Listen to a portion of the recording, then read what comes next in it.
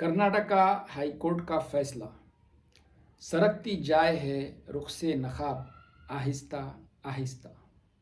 हिजाब को लेकर कर्नाटका हाई कोर्ट का फैसला आ गया और हमें एक गर्मा गर्म मौजू गुफ्तगू के लिए मिल गया है।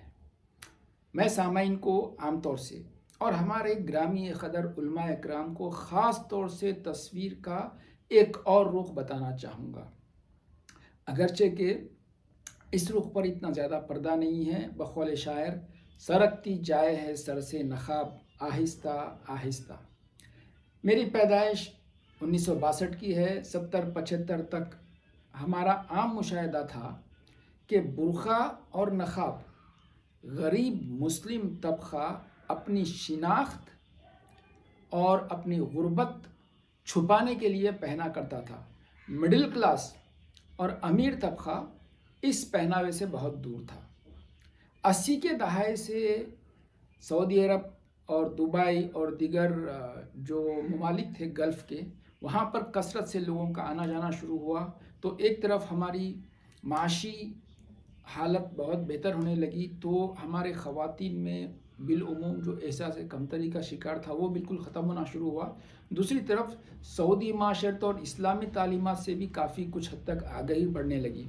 इसका नतीजा ये हुआ कि अब वो बुरखे जो पहले गुर्बत और अपने लिबास और अपनी पहचान को छुपाने के लिए इस्तेमाल होते थे, अब हमारी आइडेंटिटी बनने लगे। खूबसूरत बुरखे मार्केट में आने लगे, उसको डिज़ाइन से मुख्तलिफ़ किस्म के चमकियाँ और बहुत से नगीने वगैरह, मतलब कीमती बुरखे सामने आने लगे। लोग बुरखों को पहनने लगे अपनी आइडेंटिटी के तौर पे। तो पहले वो बुरखा जो आइडेंटिटी छुपाने के लिए पहना जाता था, अब वही बुरखा आइडेंटिटी की अलामत बन गया। और सच तो ये है कि अगर हम सूरह अहज़ाब की आयत पढ़ें तो उसमें अल्लाह तबारक व तआला ने 59 नंबर की आयत में कहा है कि या अय्युहन नबिय्यु कुल ली अज़वाजिका व बनातिका व निसाइल मोमिनीना युदनीना अलैहिन्ना मिन जलाबीबिहिन्ना। ये तो इंस्ट्रक्शन है कि ए नबी अपनी अज़वाज से, अपनी बेटियों से और मोमिनीन की औरतों से कह दो कि अपने ऊपर चादर डाल लें। लेकिन इसके पीछे मसलियत क्या है उसका ज़िक्र ये फरमाया, ज़ालिका अदना अन यूरफना फला यूज़ैना, यानी कि ये इसलिए है कि वो बुरखा या जो चादर सरों पर डालने की हिदायत दी जा रही है वो आपकी शिनाख्त का बायस बने, ना कि आपकी आइडेंटिटी को छुपाने का। ये जो चादर का सर पे डालना है ये आपकी आइडेंटिटी को रिवील करना है। हु यू आर, आप कौन हैं, आपकी पहचान हो, ये इसका मेन मकसद था। और दूसरा बड़ा मकसद आइडेंटिटी के आगे जो था वो ये था कि आपको, औरतों को कोई ईज़ा ना दे। तो शिनाख्त और हिफाजत, ये दो मसलियतें हैं हिजाब के पीछे। और अगर ये दोनों मसलियतें किसी भी तालीमी इदारे में बखूबी तौर पर पूरी होती हैं, ख़त्ते नज़र इसके कि कोई मुकम्मिल नक़ाब पहनता है या नहीं पहनता, तो मेरे ख़्याल से कोई प्रॉब्लम नहीं है। अब ये तो तस्वीर का एक रुख था। अब मैं आपके सामने तस्वीर का दूसरा रुख पेश करना चाहूँगा। आज से एग्जैक्टली 2 रोज़ पहले मैं एक होटल में, शहर की एक मारूफ होटल है, रेस्टोरेंट है, जहाँ पे लंच के लिए अपनी अहलिया के साथ गया। मेरी सामने की टेबल पे एक नौजवान लड़का बैठा हुआ था, उसके सामने एक लड़की बैठी हुई थी और उसके दाएं जाएं भी एक और लड़की, मतलब एक नौजवान लड़का 2 लड़कियों के साथ बैठा हुआ था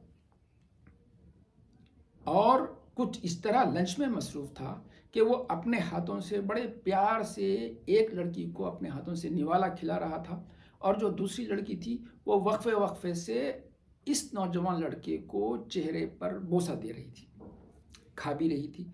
इन तीनों ने अपना लंच ख़त्म किया और उसके बाद ये लड़कियों ने और लड़के ने वहाँ से रवानगी अख्तियार की, इस हालत में कि लड़कियां मुकम्मल तौर से हिजाब के अंदर थी, नक़ाब पहनी हुई थी, यहाँ तक कि उनकी आंखों के सिवा कुछ नज़र नहीं आ रहा था। हो सकता है ये लड़कियां उस नौजवान की बीवियां हों, हो सकता है बहनें हों, हम ख़त्ती तौर पे कुछ नहीं कह सकते। लेकिन ये नज़ारे हैदराबाद की होटलों, हैदराबाद के पार्क्स, हैदराबाद की सिनेमा घरों में आम हैं। تو یہ تو بات میں صرف حیدرآباد کی کہہ رہا ہوں. اگر میں مسلم ممالک کی بات کروں تو پھر میری زبان پر یہ مصرع بے اختیار آ رہا ہے کہ بات نکلے گی تو پھر دور تلک جائے گی. تو اے دانشوران ہند، اے علماء اکرام، اے ہمارے انٹلیکچوئلس، آپ کس نقاب اور حجاب کی لڑائی لڑ رہے ہیں؟ پہلے اپنے گھر کی تو خبر لیجئے. اس وقت کچھ تذکرہ سکھوں کے بارے میں بھی کرنا نامناسب نہیں ہوگا. سکھوں کے مذہب کے 5 بنیادی شعار ہیں. ایک ہے کیش یعنی بال، دوسرا ہے کنگھا، تیسرا ہے کچھا، چوتھا ہے کٹار اور پانچواں ہے کڑا. یہ پانچوں کی حیثیت سکھ مذہب میں ایسی ہی ہے جیسے اسلام میں کلمہ، روزہ، نماز، زکوٰۃ اور حج کی ہے. تو پگڑی جو پہنتے ہیں سکھ حضرات، وہ اپنے کیش یعنی بالوں کو چھپانے کے لیے پہنتے ہیں. مطلب ان کے بال بڑے ہو جاتے ہیں اور بڑے بالوں کو وہ باندھ دیتے ہیں، اس کے بعد میں اس کو چھپاتے ہیں. جبکہ خواتین، اگرچہ کہ بال ان کے نزدیک بھی وہی اہمیت رکھتے ہیں جو مرد کے، لیکن خواتین کو جو چوٹی وغیرہ عام طور سے وہ ڈالتے ہیں اس میں ٹھیک سے رہتے ہیں. سکھ حضرات وہ پگڑی کا اصل پرپس پگڑی نہیں ہے، بلکہ پگڑی کے پیچھے وہ جو کیش ہیں ان کے، جو ادھر ادھر لٹک جاتے ہیں، جو آپ کی روزمرہ زندگی میں کام کرنے میں، پریکٹیکلٹی میں افیکٹ کرتے ہیں، اس کو چھپانے کے لیے پگڑی پہنتے ہیں وہ لوگ. ادروائز پگڑی بے شک ایک پگڑی سکھوں کا ایک شعار بھی ہے، لیکن وہ مذہب کے درجے میں نہیں آتا، بلکہ وہ کیش جو ہے اس کو چھپانے کے لیے پہنا جاتا ہے. اس کی مصلیت سے سب لوگ واقف ہیں. یہ حال اسلام کا نہیں ہے. اسلام کے اندر معاملہ یہ ہے کہ ایک گروہ وہ ہے جو فل نقاب کا قائل ہے، ایک گروہ وہ ہے جو چہرے کو بتانے کا قائل ہے، اور ایک گروہ وہ ہے جو ان دونوں کا قائل نہیں ہے. تو میرا اختتامی طور پہ میں ہمارے علماء اکرام سے یہی کہنا چاہوں گا کہ ایک طرف تو آپ نے دنیاوی تعلیم کو خطی حرام قرار دیا تھا ایک وقت میں. تو میرا کہنا یہ ہے کہ اگر تعلیمی بنیادی طور پہ حرام ہے تو اس کے حصول کے لیے نقاب کے واسطے کیا جھگڑا کرنا ہے آپ کو؟ پہلے حرام اکبر کو ختم کیجئے. پہلے یہ بات طے کیجئے کہ دنیاوی تعلیم حرام نہیں ہے. ورنہ تو علی گڑھ مسلم یونیورسٹی کے جو بانی ہیں ان کے اوپر کفر کے فتوے لگ چکے ہیں. اور دوسری بات میں جو ہائی کورٹ سے بھی کہنا چاہوں گا، وہ یہ کہنا چاہوں گا کہ لباس پر پابندی نہیں کرنی چاہیے. یہ انفرادی آزادی کا موضوع رہنا چاہیے. یہ الگ بات ہے کہ کچھ انسٹیٹیوشنز کا اپنا انٹرنل پالیسیز ہیں، رولز ہے، ریگولیشنز ہے. اگر یہ انٹرنل پالیسی، رولز اور ریگولیشن ایڈمیشن کے ٹائم پر واضح کر دیے جائیں اور کوئی اپنی مرضی سے ان رولز کو ایکسیپٹ کرتا ہے تو پھر ظاہر ہے اس کو اس کی پابندی کرنا چاہیے. لیکن یہ رول بعد میں انٹروڈیوس کیے جائیں تو تھوڑا سا مسئلہ پیدا ہو سکتا ہے. اس کو مصلیحت سے بھی ختم کیا جا سکتا ہے. بہرحال یہ کسی کا انسٹیٹیوشن ہے، کوئی لا چینج کیا جا سکتا ہے انٹرنلی.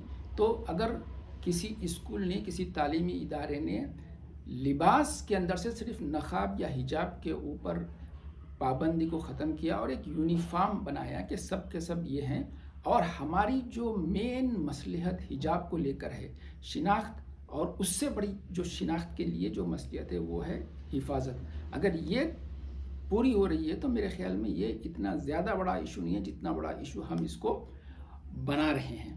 تو اس کو ہم حد سے گزرنا نہیں چاہیے. یہ چند معروضات کے ساتھ میں اپنی گفتگو کو اس موضوع پہ ختم کرتا ہوں. السلام علیکم، شکریہ.